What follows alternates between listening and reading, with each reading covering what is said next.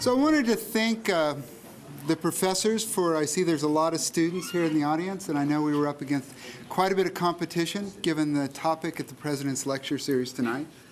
So thanks for showing up. I also like to thank the folks over at the Montana Osher Lifelong Learning Institute for helping us get the word out, and also the Institute of Medicine and the Humanities and the Western Montana Spiritual Development Council. Those are friends sending advertisements out on the internet for us, and we appreciate that. Just to give you an idea of the format, we have 3 speakers here tonight, and I'm going to introduce them in just a minute. And the way it's going to go is we do want a lot of interaction from you, but that will be followed by each of our speakers will give a 10-minute presentation on this very complex and interesting issue, as well as quite weighty issue. And following their 30 minutes or so of presentations on working out the ethical issues and also sort of laying the sort of background for this discussion, then we'd like to open it up to you. And our panelists will be taking questions and hopefully getting a very interesting conversation going. I know there's many people in the room with firsthand knowledge and quite a bit of sophistication on this topic, and we'd like to hear from you as well. So I'd like to, given that format, and we'll probably go to about 8:20, 8:30, but no longer than 8:30. I'm going to introduce the speakers now. And we're really pleased. I had lunch with these guys, and I learned a lot about this issue sitting there talking to them, and I hope you will as well. Our first speaker tonight is Scott Crichton, and he's the executive director of the ACLU in Montana. And as this issue is turning into a right, it's their purview, and they've been studying it and want to promote education on this particular issue as it's being to the forefront here in Montana. And so Scott's going to sort of lay out the background and educate you if you're not familiar with this particular issue. Following Scott will be Con Kelly. Con recently, or fairly recently, moved to Missoula, but he's a native Montanan. He taught at Carroll College for 15 years and has a PhD in philosophy from Laval University in Ontario, Canada. He also came here and has a JD from the University of Montana, where he went to school with his son-in-law. And after that, he spent 20 years as a practicing ethicist in the healthcare profession with 2 multi-state healthcare systems in Ohio and Colorado. And finally, Mark Hansen, a UM professor here. He's a lecturer in liberal studies and also an adjunct professor over at the College of Technology and Health in their health program. He's an extremely well-trained medical ethicist. He's worked at the Hastings Center, probably the preeminent medical ethics center in the country. And he was trained at the University of Virginia. And so we have a very distinguished panel to help us work these issues out. And so I think we'll start with Scott.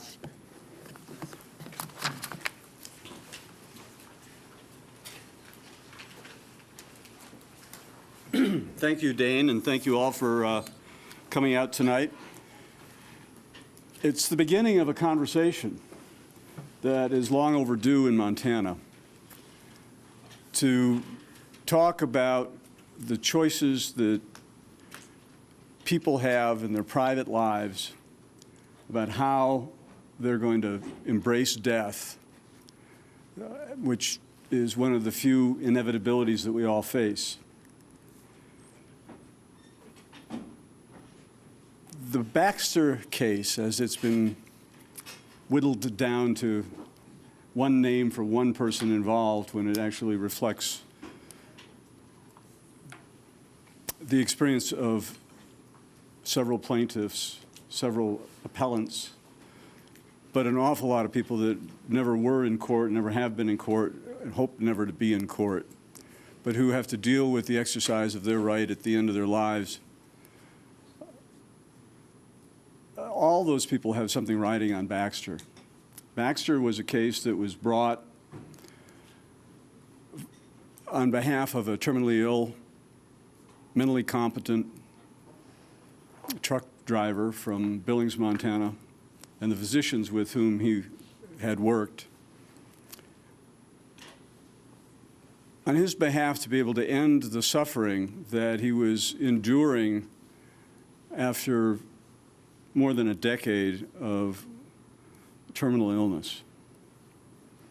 The details of the case, not something I'm going to try to reiterate for you, although I would encourage you to take the time to watch the oral arguments that were presented before the Montana Supreme Court on September 2nd. There's a DVD out there. You can get it on the web. We'll put it up on our webpage, aclumontana.org. Dane's probably going to have it on his webpage. But that really, sitting down and exposing yourself to that hour and 20-minute discussion before the court would do more to help you understand what is at play here than anything that we can summarize for you. The case was articulately argued by Anthony Johnstone, the Solicitor General, in Attorney General Bullock's office, and Mark Connell, who is a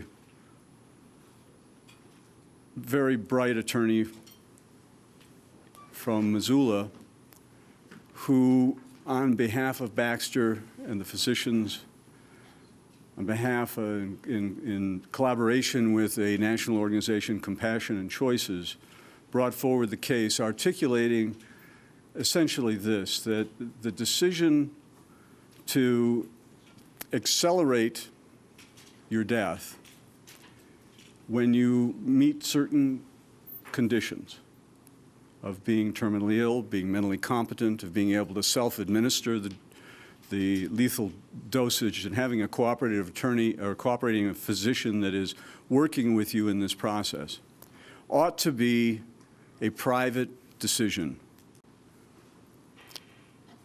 in which the state should not have a role. And the state's position essentially is that, no, the statement of intent makes it homicide, and that we can't go in a direction that Washington State and Oregon State have gone, which is to allow death with dignity, the assistance of a physician at the end of life to hasten one's demise. When you think about it, it's really exciting because Montana's Constitution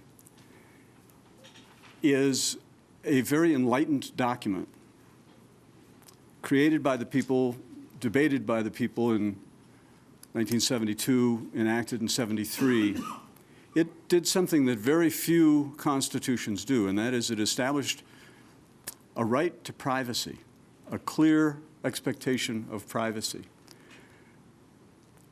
But it also established a clear statement that we also have a right to human dignity, that human dignity is inviolable. And it is those 2 points, those 2 constitutional issues, that are the ones that the American Civil Liberties Union has focused on, because our mission is to defend the Constitution and the Bill of Rights. So we did not argue before the court. As I say, Mark argued on behalf of Baxter. But we were one of dozens of organizations that wrote amicus briefs to be considered by the court. I don't know this for a fact, but I've heard people whose legal opinion I respect who say this case probably had more friends of the court brief than anything that the court has ever considered. And when you think about it, it's kind of amazing. You had Mike Malloy writing a brief on behalf of the American College of Legal Medicine. You had Jim Getz, who's a constitutional lawyer out of Bozeman, writing a brief on behalf of the American Medical Women's Association, the American Medical Students Association, and a coalition of physicians. We had our brief written by Betsy Griffing, Bernie from the Disability Rights Montana had a brief that was presented by Andre LaRose and Beth Brenneman, Tom Dooling. John Metropolis wrote a brief on behalf of the coalition of 28 bipartisan Montana legislators supporting the state's position. There were additional briefs from the Family Resource Council and the American Association of Pro-Life Obstetricians and Gynecologists. That was argued by the Alliance Defense Fund. Some of you may recognize their name from the Kolstad case. The Institute for the Study of Disability and Bioethics and others, Patrick Flaherty from Great Falls, made their case. And legal scholar professors Larry Ellison, Tom Huff, and Erwin Chemerinsky had a brief that was submitted by Scott Fisk from Helena. There are another dozen organizations or more who took the time and effort to present to the court a different perspective on this issue. So that is what was presented. That is who took interest in what was presented on September 2nd before the court in the old Supreme Court chambers in the Capitol. It had been some 28 years since an argument was made before the Supreme Court in those chambers, and it was a full house. There were people from all walks of life and all political persuasions who were there and interested in the argument. Interestingly, the day after the argument, Justice Warner announced that he is stepping down from the bench. I think it's public knowledge that he has health issues. And that leads us to believe that this decision will be made before he steps down from the bench at the end of the year. It would be consistent as well with what now Chief Justice Mike McGrath has expressed when he was a candidate about moving court decisions much more quickly than they've moved in the past. So having said that, it looks like we will have a ruling from the court in 2009 on a lower court decision that found that there is a constitutional right, both under the right to privacy and the right of human dignity, for a physician to assist somebody in those circumstances we described earlier. So what does that mean? If you look at the ruling from the lower court, it's very clear that Dorothy McCarter is not saying this is the end of the discussion. Rather, she says in that this is the beginning, in a sense, because clearly the court has a role in establishing the right. The legislature has a role in defining how it is applied.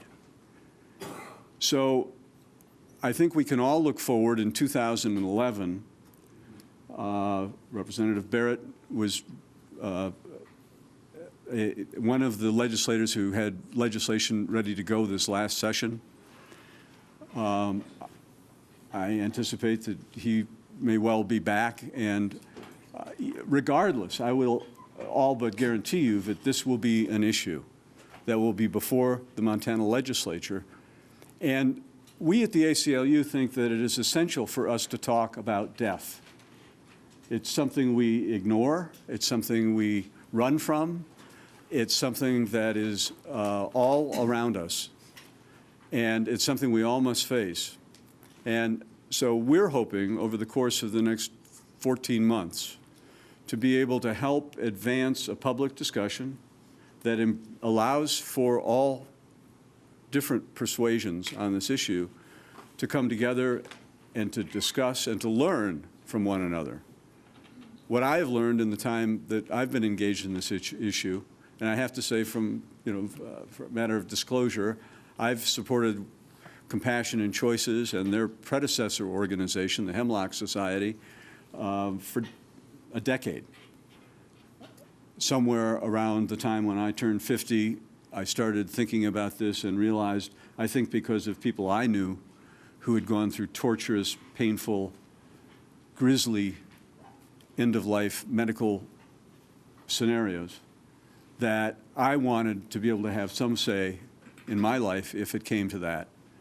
And that it seemed to me consistent with my political philosophy that goes with individual liberty and autonomy.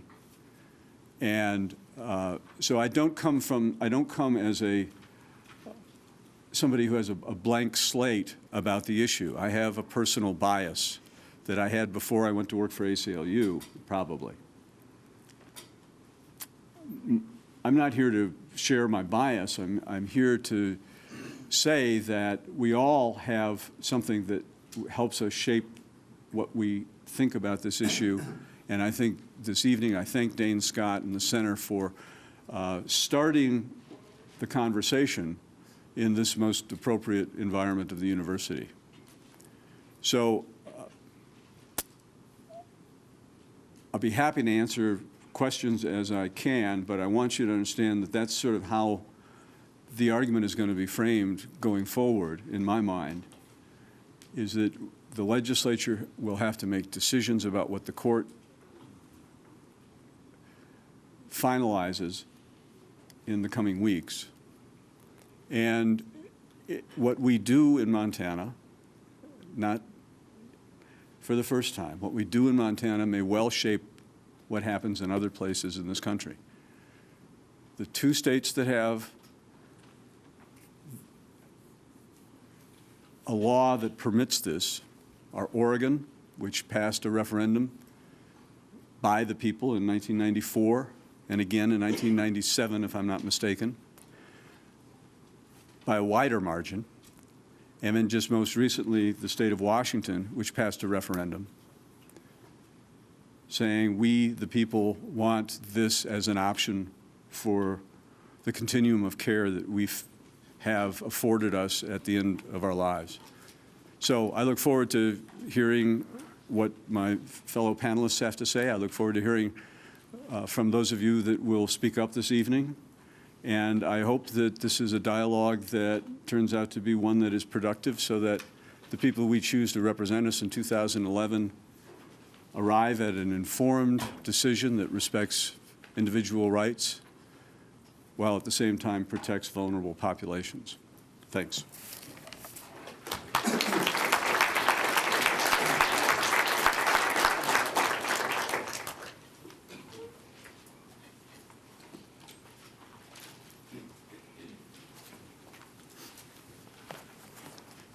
Thank you, Scott, for, I think, putting this in the very appropriate context. Thank you all for coming here tonight.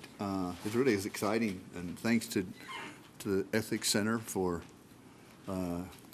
presenting this, and personally for allowing me to be associated with these very learned gentlemen. I have to say at the outset that I am a little confused. As the older member of the panel, I'm entitled to that, I think. We're going to be talking a lot tonight about decision-making. And given the option that you had when you came here tonight as over against the program on how women come to do sex, I have questions about your decision-making capacity. Were I not in this here, I might be elsewhere. But I also have a little bit of confusion, kind of professionally, wondering how we got here. You know, when you think about it, maybe a decade or so ago, this was something that most people intuitively thought was wrong. And now, this has garnered enough support so that, as Scott tells us, it is approaching the status of a protected constitutional right, and perhaps even a statute. That's curious. Now, it's not all that hard to find the reasons. People are afraid. They're afraid of being kept alive by machines and tubes that provide little benefit and at great expense. They're afraid of dying in, to use Scott's, grisly pain. But most of all, and I think there's research to, they're most of all afraid of losing control of their lives. And these are real fears that must be addressed. From where I come from, I think a first step would be that health professionals would acknowledge the fact that this growing support for this is really, in some sense, a self-inflicted wound. And I'm going to include myself, although I'm not a healthcare professional now. I've never been a clinical provider. But healthcare has not done a very good job with things like pain control. It's getting better, but they haven't done a very good job with that. We have not made good use of resources like hospice, palliative care. We have not really respected the rights of patients to make legitimate decisions about treatment choices. Some studies that indicate that we've not done that very well at all. So if this movement wakes healthcare up to its responsibility to take better care of the dying, then it will have accomplished some good in itself. However, to prescribe aid in dying as a vaccine against these fears that weigh heavily on the minds of dying people is, to my mind, a bit misguided. As Scott said, we all come at this. You don't come into this discussion an empty, blank page. In fact, I would guess if we did a poll of everyone in this room, every one of you you're here because you have an interest and probably a stance on it. And that's why this ongoing conversation is going to be so interesting. It's hard not to find someone who doesn't have a real interest in it. And so I encourage that conversation to go on. But so I would say at the outset that there are probably cases where aid in dying is appropriate, as perhaps in the Baker case. But those are rare, proportionately. And to go from a case as significant as the Baker case is to enactment of a statute is more than a walk through the legal and legislative procedures. It really is a matter of coming to grips and grappling with radical social change. And that's why the discussion to which Scott referred is, I think, so important. We can't do that without really informed, serious, broad, popular debate. And so what I'd like to do in the little time left for me is to lay out what I think some of the issues in that debate may be. Not that they're the only ones, or maybe not even the most important ones, but there's some that will give you a feeling for what's going to happen when this debate kicks in. Before doing that, though, I want to make 2 points. One has to do with the current context, the context that we're in. We're waiting for a judicial decision. And the other relates to the framework of what I think will be, and we look at it, we get to it in a little bit different ways, but a pivotal concept in that decision, namely self-determination or freedom. As to the context, we're waiting for this decision. We don't know when it's going to come. I think it should be noted at the outset that court decisions, except in emergencies, are the worst way to resolve a moral dilemma, particularly in end-of-life decision-making. Why? Well, normally the analysis kicks in late in the process. And so immediately both sides set up a search to find ways to accommodate the wishes of a dying patient and not disrupt the long-established order. So when you frame it in that way, each side is going to come forward with its most persuasive and at times their most dramatic arguments to support the position which, for the most part, they have not had the opportunity to consider the presuppositions, or the long-range consequences of the decision that they are so fervently trying to influence. There's an old adage that says, tough cases make bad law.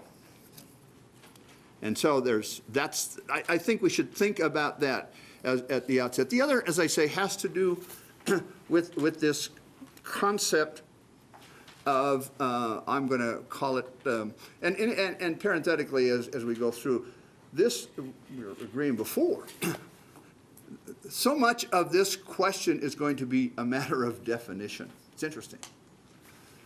Do you call it assisted suicide? Do you call it aid in dying?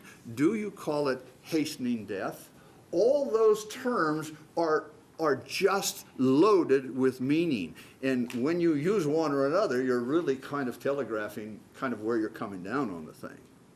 So I'm going to use, because at least is more current in the popular jargon, assisted suicide. People could challenge that, and I'm open to that.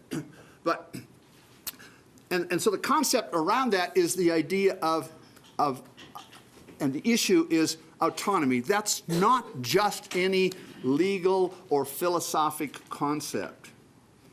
We are at a turning point, I think, in the whole question of radical social change and its application to medical ethics. What we're looking at is what is the meaning and what are the limits of individual freedom and self-determination.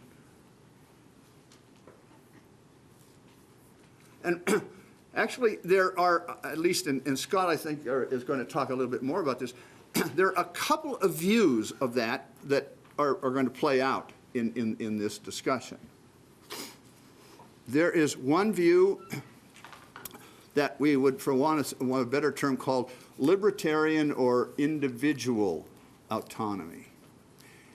And I think that the language in the Montana Constitution reflects that. And Scott used the term that, you know, the human being, the privacy of the individual is inviolable. Means no other influences. So basically what this position would say is that autonomous individuals are free to choose their own values and purposes. And that's reflected, as I say, in that language and in cases that have come down on the Supreme Court. Now, this works against another view that says that the scope and the meaning of this right to lead our own life must be conditioned by and compatible with the common good, which is more than just an aggregate of self-directing individuals. So, now played out in end-of-life decision-making, the libertarian view of autonomy is just good old-fashioned, I want to control my life. It's my body and my life, and if I want to die, I should be allowed to do so. That rings. So individuals, in this view, in their idiosyncratic search of the good life, have the right to ask others, including institutions like medicine, to help them pursue that life. In ethics, in medical ethics, this would be called absolute autonomy. There's been a little interesting evolution in healthcare ethics in the last 20, 40 years. Years ago, the prevailing value was the doctor knows best. And there's some horrible episodes and cases where that happened, but that was a prevailing. Then there was a reaction to that, and that reaction from paternalism led to the emergence of autonomy as a prominent value. But like so many reactions, it became, in certain cases, an overreaction. And so we went from the doctor knows best to what could be what counts as what the patient wants. That's a big leap. And so rather than looking in that direction, I would at least hold up for you the possibility of a more benign or a more nuanced, I think, a more nuanced view of autonomy that would look for more than just what are the wishes of the individual, as to say, well, what are the values that should govern individual choice? Because not every choice is a good one or a bad one, but there have to be some values to guide that. And also to explore and examine what are, if you would, what is the social implication of dying? What is the moral agency of the person who dies and the people who take care of him? Now, I would, from where I stand, favor that view of autonomy. It's a longer view. And it's a view that asks us to go from this individual case to try and figure out what are the consequences of individual decisions. And let me just very quickly mention some of what those things might be. If the decision leads to enactment of a statute in Montana, and if aid in dying becomes readily available, will it perhaps turn our attention from the things that dying patients want, namely the alleviation of their suffering or the assurance that their spiritual, emotional, and financial needs are going to be taken seriously? If assisted suicide is legitimized, could it become expected? In other words, if there is a right to die, might there be sometime a duty to die in the name of cost containment or to alleviate the burden of those who are taking care of me? If this right is granted to the terminally ill and the mentally competent, it will inevitably become a right for others, the non-terminally ill and those who are not decisionally capable. This is just the legal extension of what we've done with treatment decisions. The right to refuse treatment was first given to those who were competent, but then you can't say, well, they can't have it. Now, this is where the issue becomes a major concern for the disabled, who already assert that a disvaluing of the disabled life has crept into the framework of a more libertarian notion of autonomy. That there's a bias against the disabled in that view because it is a bit adversarial and individualistic. Those are some issues that would arise, I think, from the view of saying, well, yeah, these are all the possible abuses that could happen, and they may or may not, but I hold them up for your advice. But there are a couple of others I'd like to mention.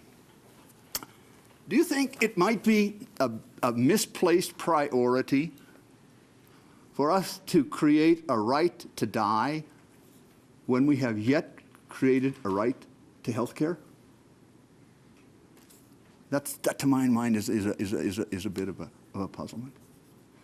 Particularly when I think that the social fabric of our country and our state is pretty fragile.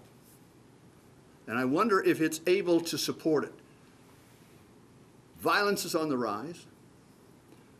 Racism grows. We have a suicide rate in our state that is at, and it's happening in all levels. We have in the rural areas of Montana and in pockets of the state, and in particular, thousands of people without access to care. And we have, I think the ethos, the moral ethos is one of kind of relativism. We don't like to admit it, but we tend to look down on those who are either mentally or physically limited. We just saw this terrible thing here in Missoula about the little kid that was bullied in the school because he was autistic. And that went on. So, you know, I think that those are concerns for me as we walk this journey and wrestle with this whole social fabric thing. But lastly, and then my concern, I am not a doctor, but I have very serious concerns about how legalization of this would distort the centuries-old tradition of the doctor who is enjoined to care and to cure.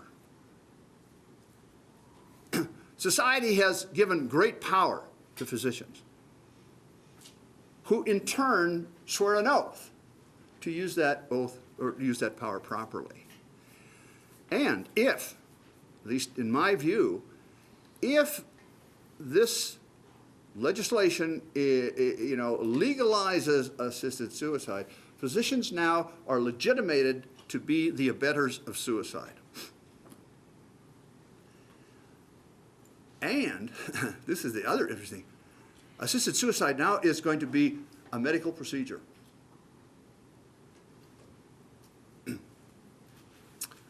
So when we make that jump from individual cases to the grand scheme of things, of all places, I think medicine has the most to lose in a sense.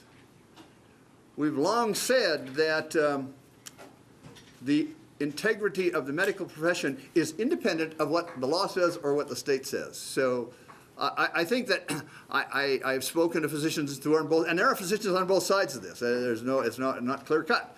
But I just think that that's an issue that, of all the things that raised some red flags for me, it is what that may do for the medical profession. With that, Mark, have that.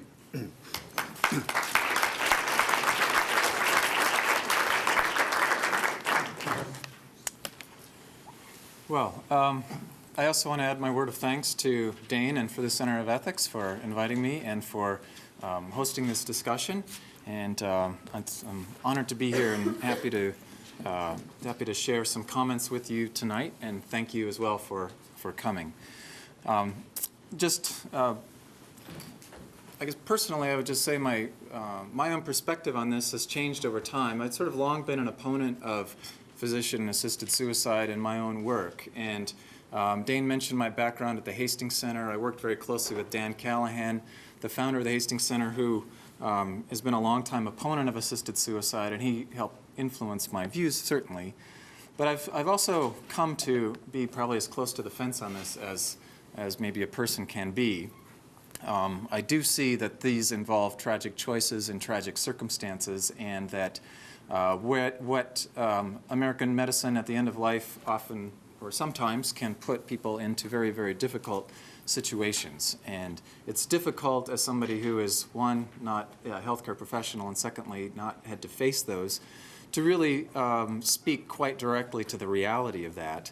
I'm more used to speaking in terms of the abstractions. But I think what I want to be able to say, I think, tonight is that when I look at the Baxter decision and the foundations on which a potential legalization of a physician-assisted suicide would be grounded, I ultimately remain skeptical of what the implications of this decision might be for us. So, in essence, I share many of Khan's concerns and will try to add some additional points as well as link some of those concerns more directly to the Baxter decision itself. I think my conclusion ultimately is that thinking about physician-assisted suicide as a sort of ultimate expression of liberty and of dignity is, while sort of all too unfortunately understandable, is fraught with ethical difficulties. Again, I think the distinction that Khan made that's important to keep in mind here that I would amplify is this distinction essentially between individual acts and practices. I don't wish any of my comments this evening to really be a direct reflection on the circumstances of Mr. Baxter or any of the plaintiffs involved in that case, or about any particular cases involved. I do think that it's important to say that one might think that in certain individual circumstances that physician-assisted suicide seems ethically justifiable. You hear the stories of bad deaths, and you hear about people who are suffering, and you think, if there is no possible means of relief of their suffering, and this is what they as competent patients want, doesn't it seem ethically justifiable in those cases? I think it's perfectly consistent to say, yes, that does seem to be, it does seem to be ethically justifiable in individual cases, but when you're talking about legalizing something as a practice, you're talking about the implications of a decision across a population. And so that means we have to say, in spite of the fact that this may be justifiable or beneficial in a small number of cases, I nevertheless oppose it because of its implications and consequences for a larger number of people. And I think a lot of people who are opponents of assisted suicide do so because on sort of those very grounds. What I'll do is sort of share, I think, my concerns. And I can point to, I think, a couple of major concerns that I have. First of all, this idea of that the foundations of the Baxter decision based on privacy and within that autonomy and dignity essentially put us on what might be called a logical slippery slope, which is to say that they end up not only justifying assisted suicide, but may justify more than that. And I worry about what the more than that would be. And that would certainly be a challenge for legislators to be able to define this narrowly enough so that that assisted suicide on the grounds of privacy and dignity did not end up also justifying other things. There's, of course, other slippery slope concerns that people have that I'll speak a little bit to, namely that if we sort of get used to the idea of assisted suicide for competent patients, that we will start getting used to the idea of assistance in dying for, as Con said, for non-voluntary or involuntary patients, incompetent patients, and perhaps euthanasia. For as Dostoevsky famously quoted in Crime and Punishment, man gets used to everything, the scoundrel. And I think in some ways we have to worry about what we get used to. So I'm worried about those kinds of consequences of the Baxter decision. And I think ultimately I want to say that the risks of legalizing assisted suicide, at least under the terms presented to us, present a number of risks that I think probably don't justify the benefits for assisted suicide for a certain number of small cases. And again, I might be convinced otherwise if the legislature would be able to define very tightly these circumstances, but then the question becomes, well, if you have to impose such a degree of essentially bureaucratic requirements on something as fraught with difficulties as this, does it become, in essence, too burdensome of a practice for healthcare professionals to deal with? Now, as Con pointed out, the American healthcare system does not do very well with end-of-life decision-making and with end-of-life care, which our own studies by the LifeSend Institute in Missoula have certainly confirmed that. And so the point is that we have a problem in how we take care of people at the end of life, and how are we going to respond? Is our response to suffering an option that is the elimination of the sufferer, even with his or her own ostensible consent? What does it say if we say that if it becomes intelligible to claim that we as a society should see suicide as the ultimate liberty or civil right, or as a paradigm of dignity? As understandable as it is in a society that emphasizes individual rights and individual choice, again, I worry, I think, with Con that this becomes a too individualistic way to cast the argument. Well, let me turn to the Baxter decision itself. Now, Scott had pointed out that one of the foundations for the Baxter decision was the right to privacy. And this is in the Montana State Constitution. And analogies are made here to other medical decisions, such as abortion is covered under the right to privacy, Roe versus Wade, other medical decision-making as well. And I think privacy rights are important, and they are especially critical to medical decision-making. And certainly that has been well established in medical ethics and in the law. But going along, it's not just what is private between a patient and a physician. Along with privacy is the right to personal autonomy, the idea that one should be free to make the decisions that one wants to make. So I'm going to add a couple of points on autonomy just to, I think, complement hopefully what Khan has suggested. First of all, if you base assisted suicide on the idea that people should be free to be able to choose this, that it should be their right to do that, and that it should be covered by privacy and dignity, one of the questions is, and here I'm borrowing from University of Virginia ethicist John Eris, who said, autonomy arguments are difficult to limit. Even if we allow for physician-assisted suicide for certain cases such as restricted to terminal illness and to unbearable pain and suffering, those kinds of limiting conditions, it's difficult to then to keep the limits only on those cases once you have this right to autonomy and privacy and dignity established. What if, for example, you happen to be a competent patient who's not terminally ill? How do we define terminal illness? I think that's going to be a difficult decision for a legislature to deal with. And so, is a person terminally ill or not? Or what if they just aren't terminally ill, but nevertheless, their life is filled with pain and suffering, their quality of life is something that they consider to be a violation of their own dignity? Why, on the basis of a justification of autonomy, privacy, and dignity, does the rights then do not extend to those people?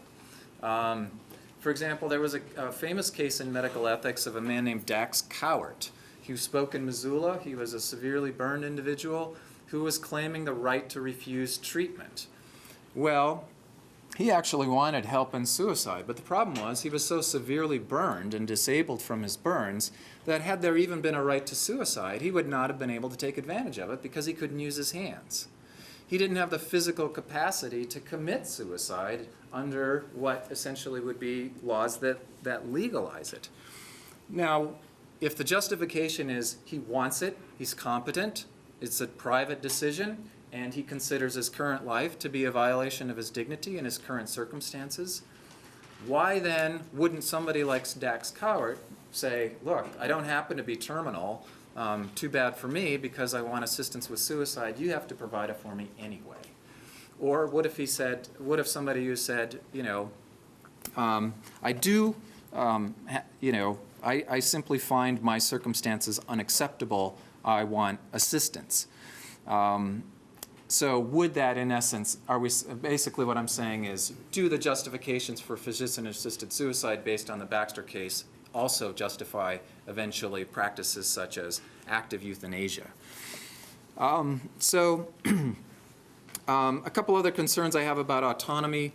One is, it's not just exercising one's right to do what you want, which is a kind of negative right, but it's a right to assistance. You're saying not just give me suicide, you're saying I'm claiming that you have a duty to help me in my suicide. And so your right to be free is a right that binds somebody else to do something for you.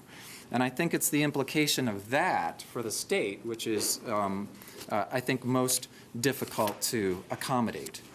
Also, when we talk about autonomy, you have to question, in individual cases, can we really be assured that the person who is making this as an autonomous choice is really acting autonomously? Here, we run into issues of the fact that people who are suffering at the end of their lives and in these terminal conditions, often which go on for years and years, exhibit many of the same symptoms that are characteristic of depression, for example. Studies have shown that physicians aren't always very good at diagnosing depression. How do we distinguish rational suicides from irrational suicides, competent people from incompetent people? Are people acting essentially on the basis of coercion from family, from friends, from healthcare system that wants to lower costs, from physicians who may want or believe that or exercise a judgment on their patient's life that this is a life that I wouldn't want to live, therefore she shouldn't want to live it.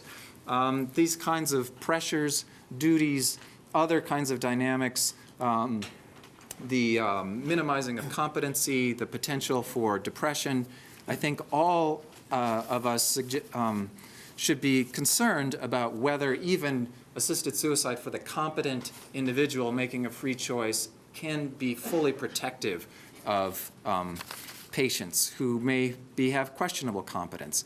I found it interesting that a survey of Oregon psychiatrists in the American Journal of Psychiatry found that only 6% of psychiatrists felt confident that absent a long-term relationship with a patient, they could satisfactorily determine whether a patient was competent to commit suicide.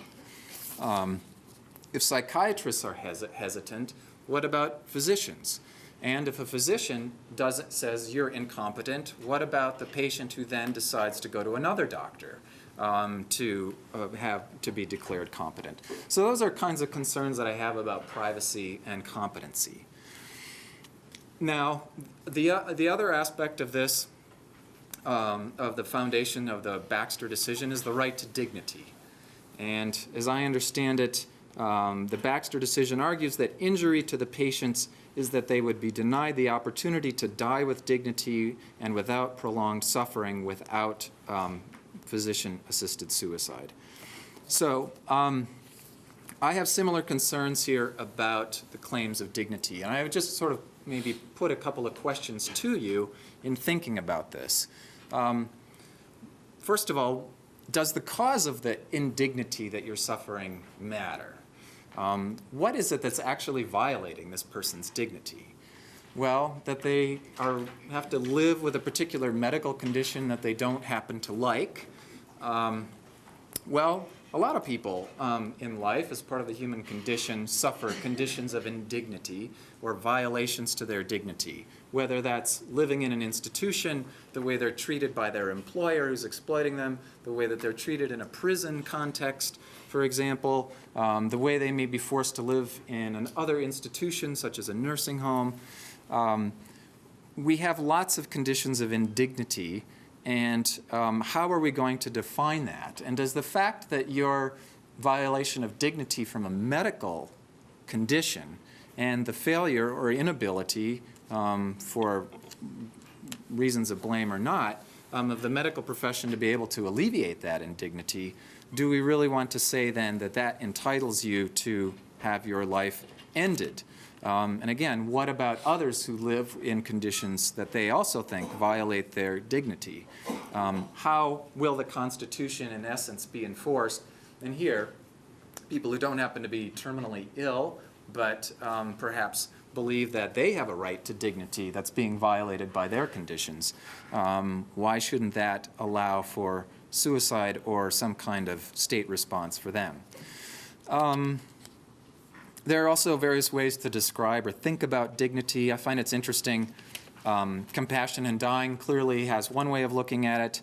Physicians for Compassionate Care argues that physician-assisted suicide actually strips people of their dignity in explicit language.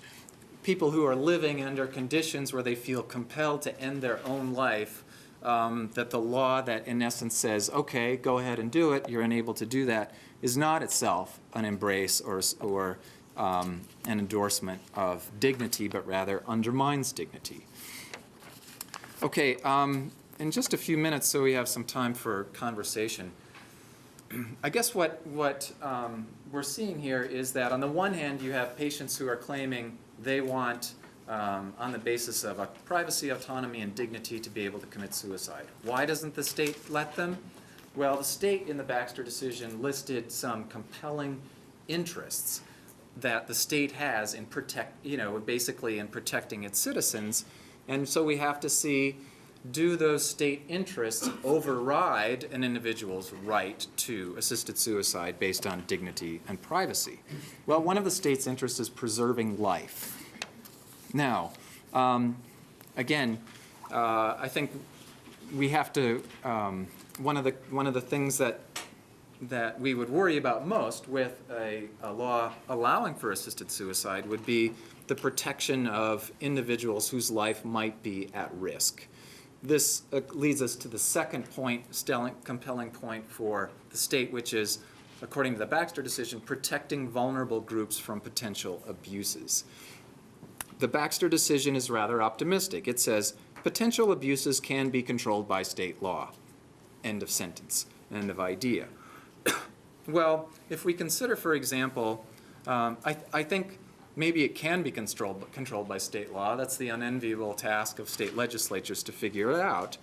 But if we look to the Oregon example to see whether, despite, I think, rather positive reports about how that experiment in assisted suicide has been going, we see that state law, in fact, has potential for a lot of different loopholes that would not protect people from abuse. The Oregon law does not require physicians to inquire into the source of the concerns that underlie the request for assisted suicide. Physicians are not required to be knowledgeable about how to relieve physical or emotional suffering. There is no adequate reporting of cases where requests are made but not fulfilled, perhaps because the physician refused to authorize assisted suicide. There's no mechanism for resolving disagreements among physicians based on their medical expertise and their judgments. There is, of course, the difficulty in the evaluation of competency. Would we rely on physicians to be able to declare somebody competent? And this leads to a concern that I know some of the people in the disabilities community have, which is, would people essentially be shopped around to different doctors until they found one that declared them to be competent? If psychiatrists are hesitant without a long-term relationship with a patient to declare somebody competent, what should we think about physicians? What about the terrible problem of elder abuse in this country? Of course, problem of suicide was mentioned, financial incentives, slippery slope arguments, as I've mentioned. So I think there are lots of potential pitfalls here that I think would place a tremendous burden on any law. And again, if the court says this is okay, these are just the types of issues and concerns that I think legislatures and we as citizens would have to talk about and address. And then finally, they have an interest in protecting the integrity and ethics of the medical profession. I think this cuts both ways, of course. We're seeing physicians saying, yes, on the one hand, this is consistent with our tradition, which is to relieve suffering. On the other hand, it is most inconsistent with the earliest articulations of medical ethics, which is, I will not give my patient a lethal substance, going back to the Hippocratic Oath. Well, there are other concerns, of course, that we can think about. What is its effect going to be on palliative care? Early evidence in Oregon suggests that palliative care has gotten worse, that is symptom relief care, since the development of the Death with Dignity Act. And I think a number of other concerns which I'll just allow those to come out in conversation, I guess. So I think our legislature will have much to do to protect us when should it come down with a decision that allows for assisted suicide.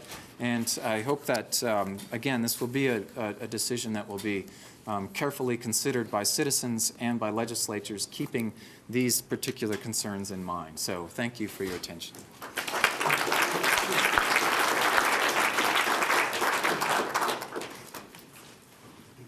Right, so we know that there are many views out there, and we'd like to engage you.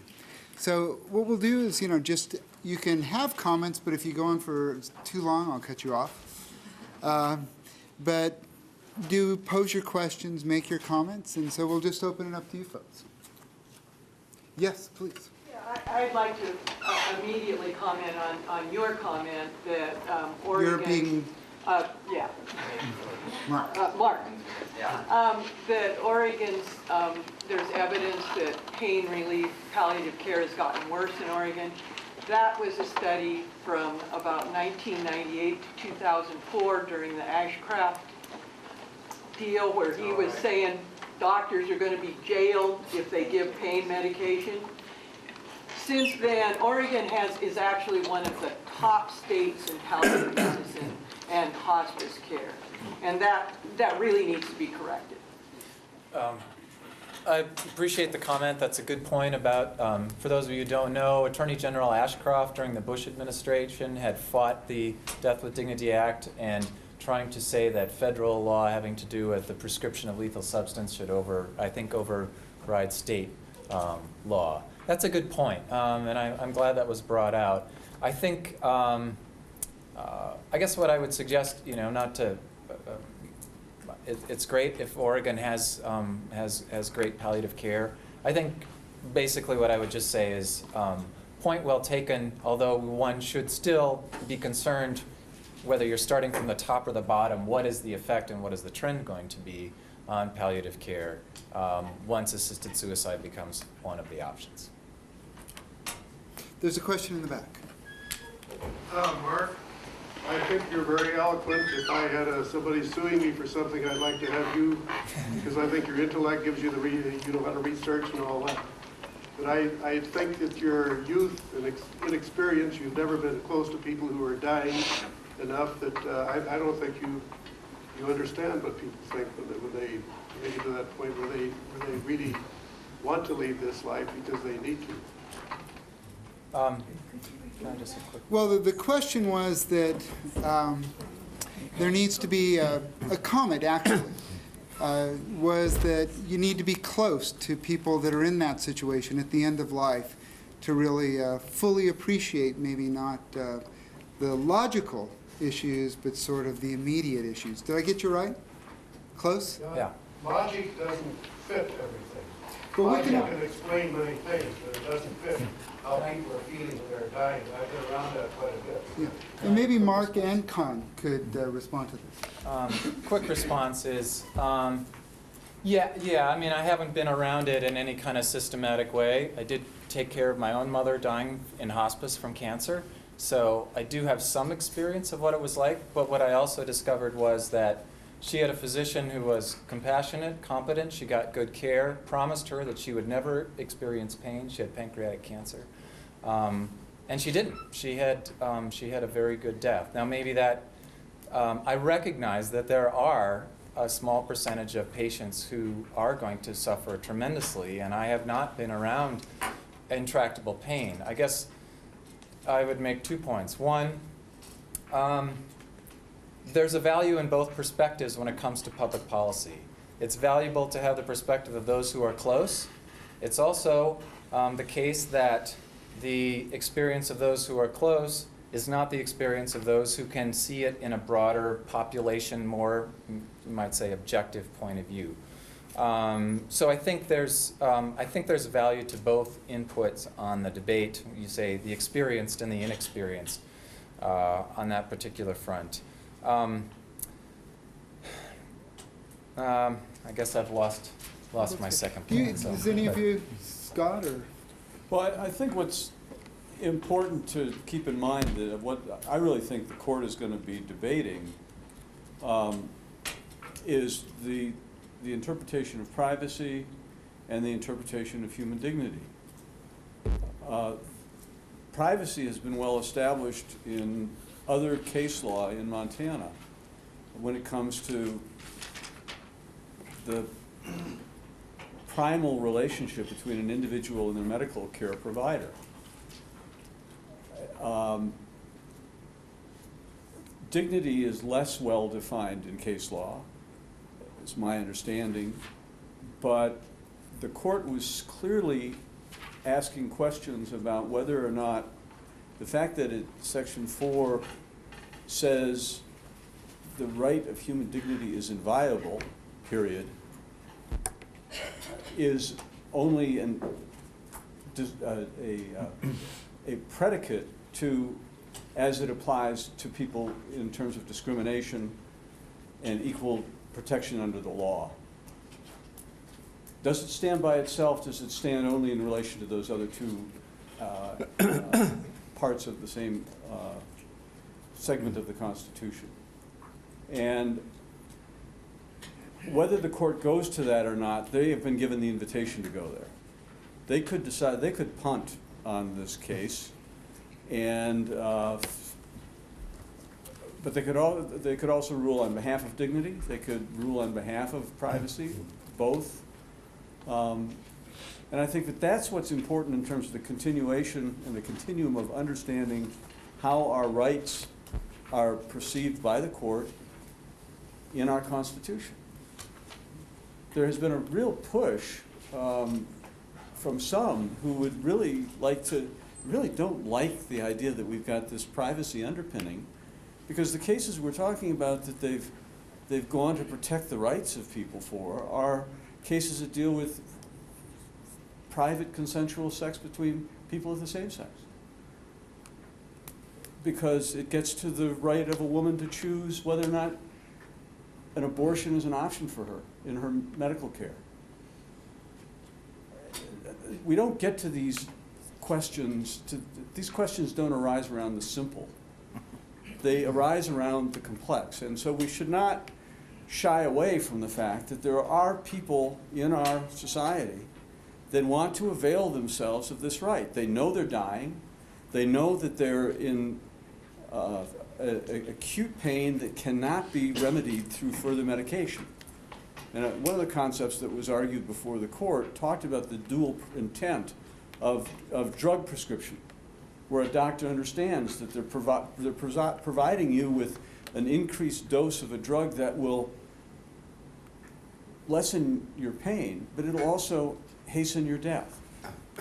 And at some point, the scales flip, where you've gone far enough down the road that the state's concern about the quality of your life diminishes as the quality of your life diminishes. So I think that we have to recognize that the application of this right is not something that everybody in the room is going to go down and sign up for. That's not been the case in Oregon. It's been a surprisingly low number of people that have afforded themselves of the opportunities of getting a lethal prescription from their doctor, and even a smaller percentage who have then exercised that option. For a good number of people, just getting the prescription and knowing that they've got it in the drawer to self-administer if it gets too bad is enough for them. So I think that we have to be cognizant of the horror stories that could be painted, but not let that drive the underpinning of this as what is the role of the state in the decision-making of people around their medical decisions at the end of life. See if there's someone on this side. Yes, and then you. Yeah, I have quite a question regarding exactly that. What type of role does the state have in making that choice? Also in the state of Oregon, a woman was denied drugs to treat her cancer and was told, well, you're not cost effective, but we will give you $100 to get assisted suicide drugs. And on that basis, with Congress passing their so-called foot in the door towards universal health care, I'm a disabled vet. And at one point, will the state or the VA give me a choice and say, well, we really can't afford your diabetes medication, but we can give you $100 for really good drugs. How is that a choice? I don't need to repeat that question, do I? Yes. She didn't hear it. You did not? I can hear that. Okay. That's going to be tough to repeat your question. I think the gist of it was, though, that given sort of economic realities, might people with severe disabilities be pushed in one direction under a healthcare system that has a difficult time managing money when they have high-priced drugs, high-priced treatment? Would they be pushed in one direction? Did I get you right? Yeah, for the most part, in Oregon, there's a woman that was dying of cancer, or not dying, but she needed cancer treatment drugs, but they were $4,000 a month. But the state of Oregon, since they have a state-run healthcare system, they said, no, we can't afford that, but we'll give you $100 to get lethal drugs.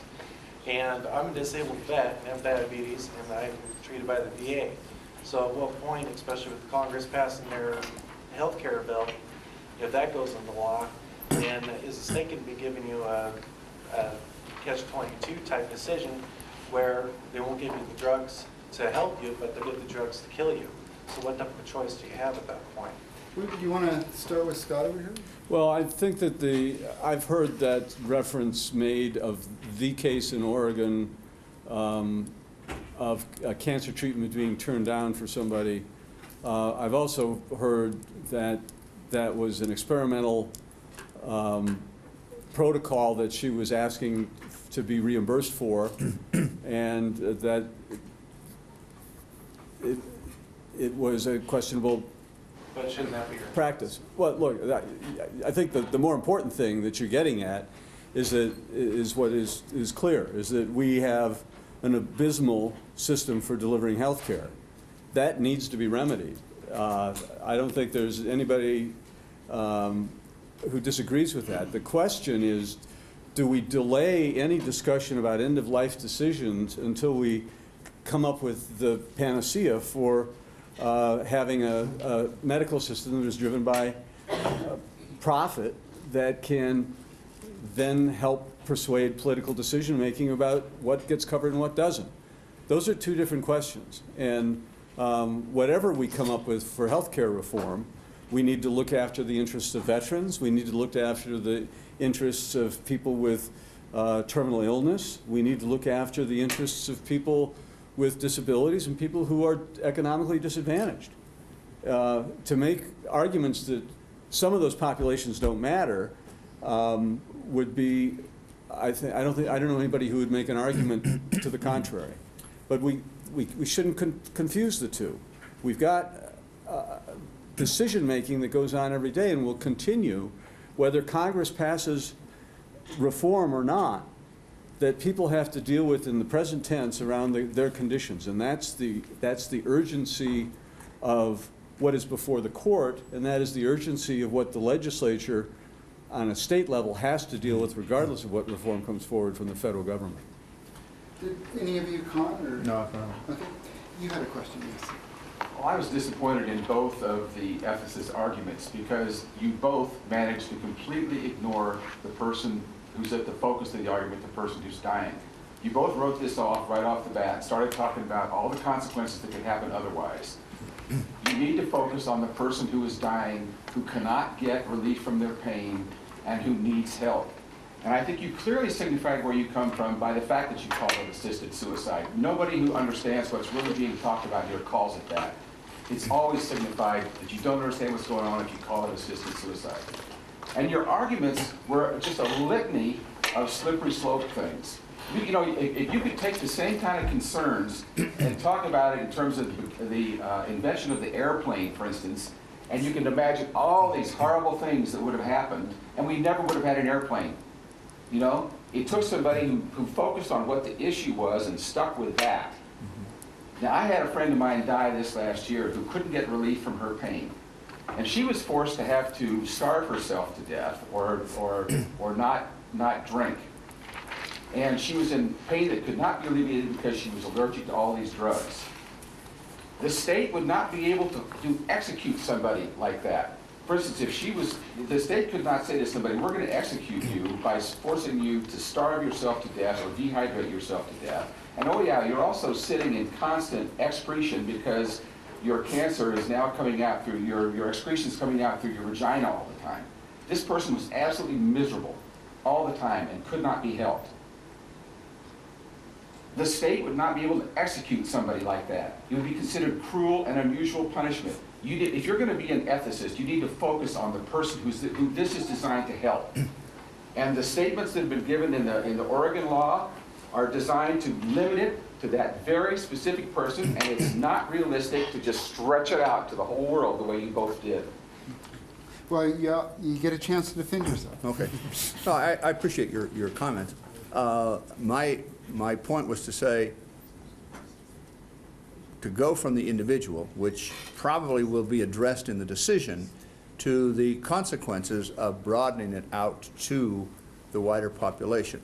No question that the person who is in pain is the focus of that decision. No question about that at all. And so I would not pretend that that's not the case.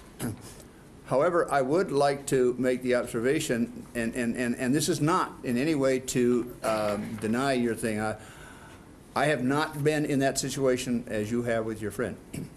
But it is interesting that I've talked to two people who have done research with the people who have chosen assisted suicide in Oregon. And they come down to thinking that the issue is not intractable pain, which is often the case, but for the people who have chosen it, it's a matter of control. That's the issue, that the pain thing seems to, because of personal reference, and everyone can identify with it, but that at least of those 300 and some 40 people in Oregon, who the vast majority have not chosen it because of pain, but because of the desire to have control. Yes.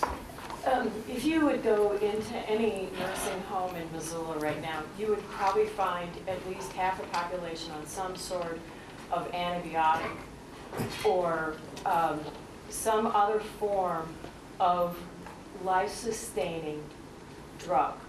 These people are in active dying. They're elderly. They have all sorts of different kinds of health issues that compromise. But because of what we've been able to accomplish, they are sustained long beyond what they're comfortable with. And what I found in this past year from our experiences, living wills are not honored. There isn't an allowance. So in many ways, I see this. I agree with you, with this gentleman here. You guys have spun out all the what ifs and the horror that could happen. But there's a lot of horror that is happening Absolutely. now. Yeah. That isn't, nature is so far removed from it.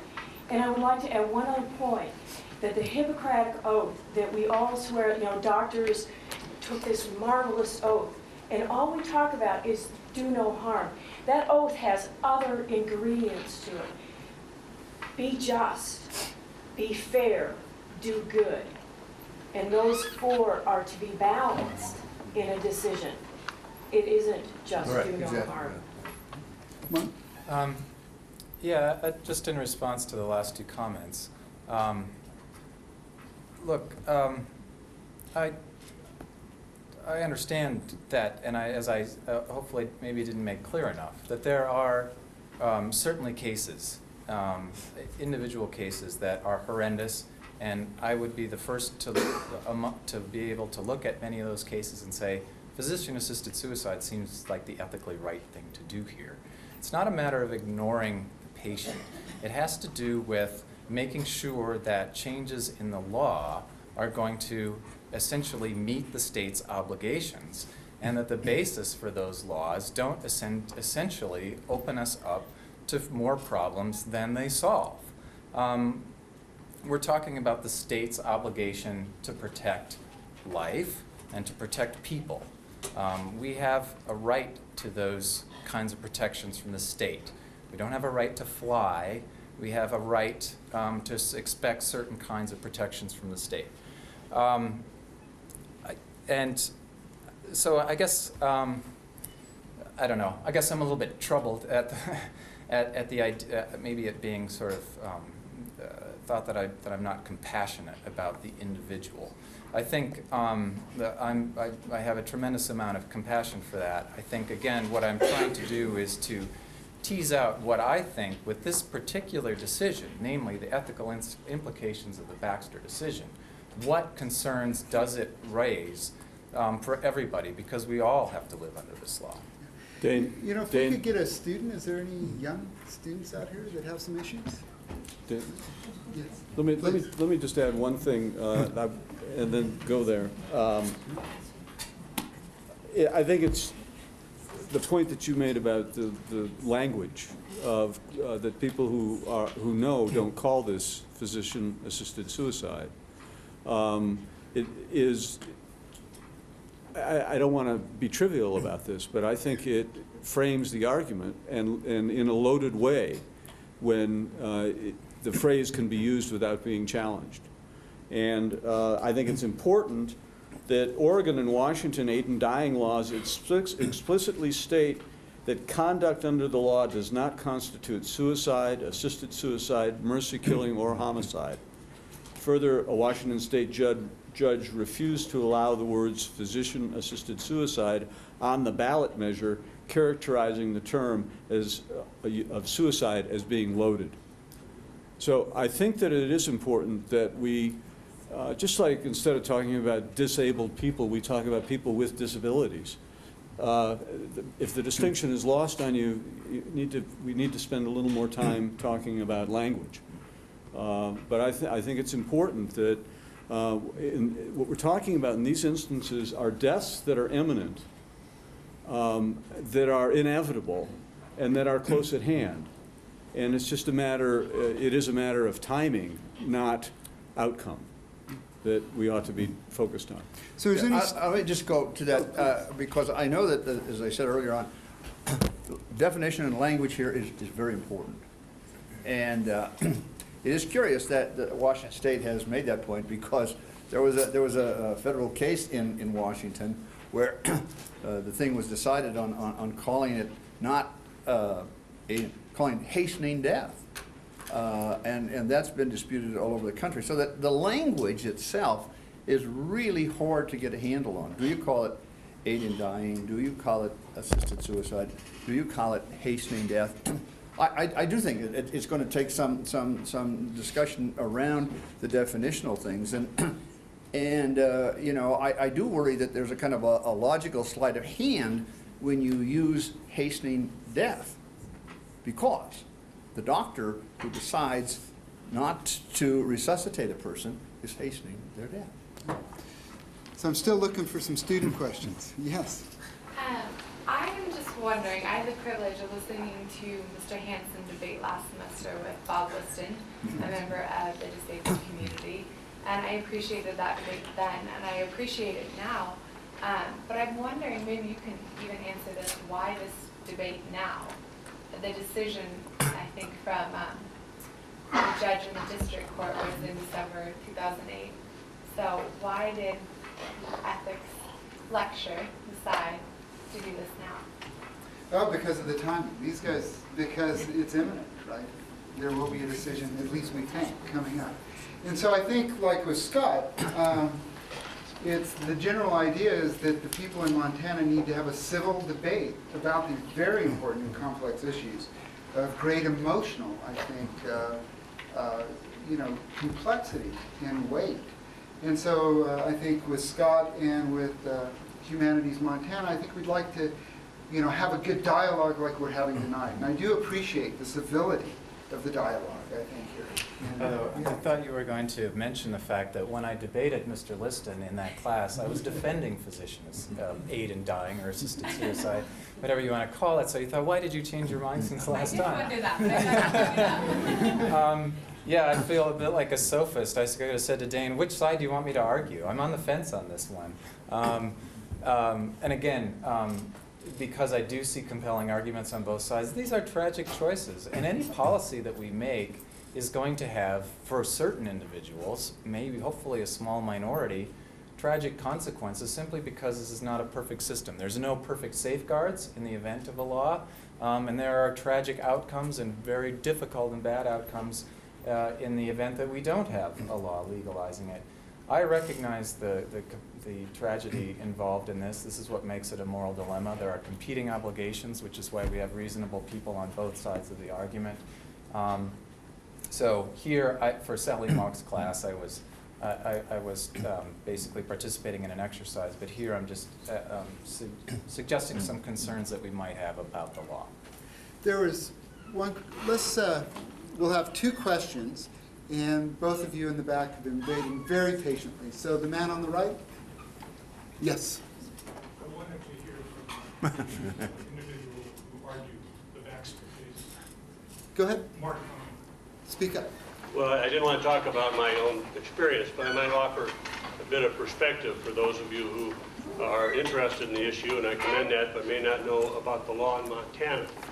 And that is this. When we talk about this being a radical departure, and we worry about slippery slopes, that's not quite accurate in this context, because here's what's legal in Montana and has been legal in most of these states for parts with certain things I'll discuss for 100 years or more.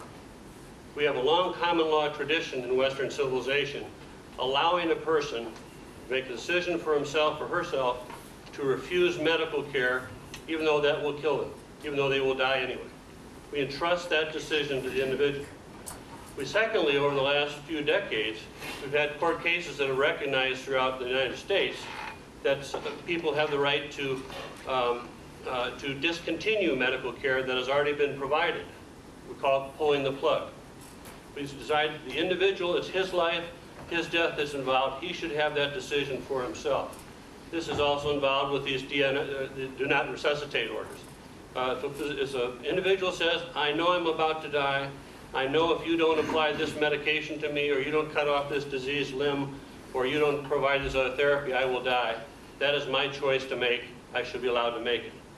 In our society, in our civilization, we entrust those decisions to the individuals.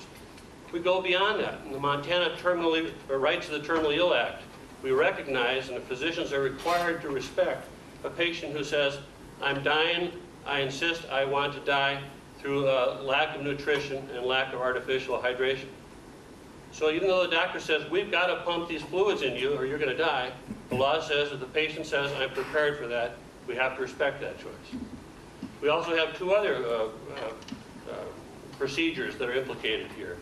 As Scott alluded earlier, what you find in cancer situations particularly is when a person is dying with terrible suffering, and a physician finds that the amount of morphine they're applying will not alleviate the pain, what happens is regularly, and this happens, St. Pat's will tell you it happens every day in even our local Catholic hospital, is the physician will apply extra morphine, knowing that that will alleviate suffering, but it will also depress respiration, and the person will die. It will hasten death. That's accepted by medical ethics and has been since the 1800s. And finally, we have one other example, and we argued to the court that these are all just small steps, and aid in dying is not much different than this at all. The other thing is something called terminal sedation. It sounds gruesome to people who are not familiar with it, but here's how it works. If you are one of those people who is suffering a terrible death, and you're a person that the medicine that normally alleviates pain doesn't work for, or you have some other form of suffering, breathlessness, sense of chronic drowning, terrible pain that can't be adequately treated. What they do is they put you in what's called terminal sedation. This happens to a very small number of people, but it happens on a daily basis in our hospitals. And that is that they render you unconscious through medication. And then you slowly starve to death and dehydrate to death while your family keeps this vigil that sometimes lasts for weeks. That's legal. Every one of these things is legal and has been legal for years in Montana and elsewhere through the country. So the question that I asked the court, and I'd ask all of you, and I commend you again for your interest, is would any of us want to deprive people, your loved one in that situation, of one of those rights? To say, no, we're going to make sure that you don't die under our control here. We're going to pump the liquids into you now. Or we're going to require you to accept this medical treatment so you don't die now. Or do we say, it's your life, it's your death, you have one life and one death, and you're the person who should control those circumstances. That's my perspective.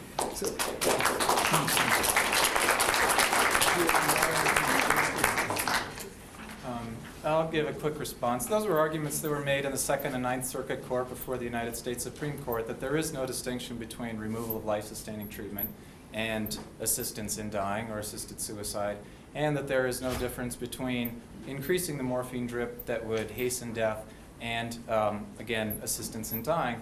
The United States Supreme Court rejected both of those arguments as being valid arguments for the legal basis for assisted suicide, basically based on two ideas. One is there are people who essentially are on life-sustaining treatment. When they remove that, they are allowed to die, meaning that those the cause of their death is not a lethal substance taken by themselves or by somebody else. but the condition itself, the pathology from which they suffer. And medical ethics affirms that as a distinction, largely, that that's an important difference. And indeed, in the Baxter decision, the court said that the Equal Protection Clause of the Montana Constitution should not extend from the idea that one can refuse life-sustaining treatment and has a right to do that therefore one should also have assistance in dying. So courts have rejected that just because you allow one, that therefore the other should be allowed. I do agree with you, though, that we're at a very close, that those are close. I mean, I agree with you that it's not a radically, it's in some ways not such a radical departure to think of physicians giving morphine that happens to have the unintended effect of hastening death, to the idea of hastening death. But I think it is there is an ethical difference there. And ethics is all about line drawing. And there you get into the gray area that we're into right now and where the line gets drawn. And I think relying on certain distinctions between life-sustaining treatment and the use of a lethal substance is one place where we can draw the line. I wouldn't want to deny my loved ones the opportunity to refuse life-sustaining treatment. But again, just as a matter of public policy, I would worry about laws that said, well, you happen to be on you don't happen to be on a respirator that you can remove, therefore we should give you aid in dying. Well, you don't happen to be terminally ill, therefore we should lethally inject you. Where does that go? Well, I know there's many questions out there, but our time is up. The conversation won't stop. I think, as Scott said, there is an effort to, get people talking about this, and I really am pleased with the way this conversation went. I think this was a very civil conversation on a very difficult issue. And I thank you for your comments. I'm sorry we didn't get to them all. And we thank our panelists, and we thank you.